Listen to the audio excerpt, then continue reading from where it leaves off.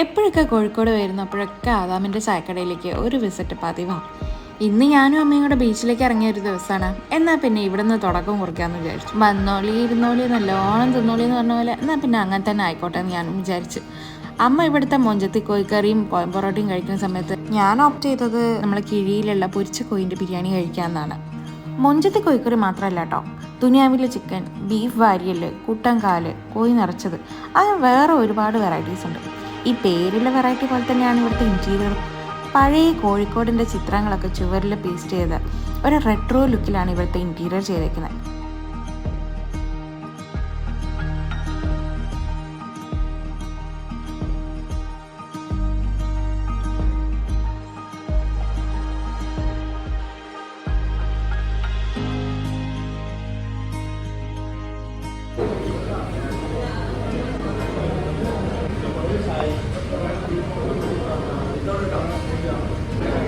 കിടിലൻ